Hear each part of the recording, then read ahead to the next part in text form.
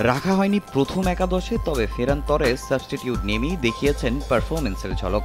Signal Iduna পার্কে বার্সেলোনার সমর্থকদের ভাসিয়েছেন আনন্দে।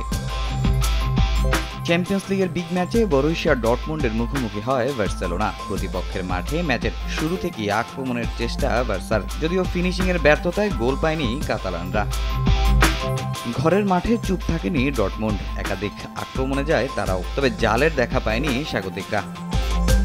14 মিনিটে লামিন ইয়ামালের দারুণ পাস, রাফিনা ভালো শট নিলেও হয়নি প্রত্যাশা পূরণ। পরে দুদল বেশ কিছু সুযোগ তৈরি করল, গোলশূন্য অবস্থায় শেষ হয় প্রথমার্ধ। দ্বিতীয়ার্ধের শুরু থেকেও চলে আক্রমণ পাল্টা আক্রমণ। 50 মিনিটে উল্লাস স্বাগতিকদের ডাগআউটে, যদিও গোল বাতিল হয় অফসাইডে। 53 মিনিটে জার্মান ক্লাবটির হতাশা আরও বাড়ে। দানি অলমোর থ্রু পাস থেকে রাফিনার দারুণ ফিনিশিংয়ে লিড বার্সার।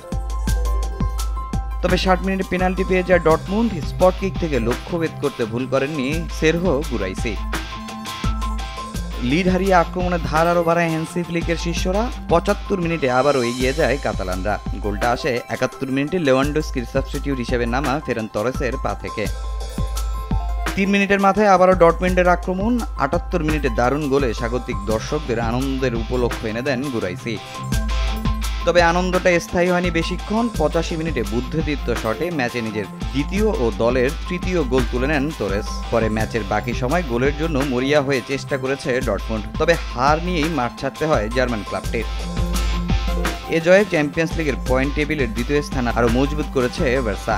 6 ম্যাচে 5 জয় ও 1 হারে বার্সার পয়েন্ট এখন 15। শীর্ষে থাকা লিভারপুলের পয়েন্ট 6 ম্যাচে 18। তামিম হোসেন, সময় সংবাদ।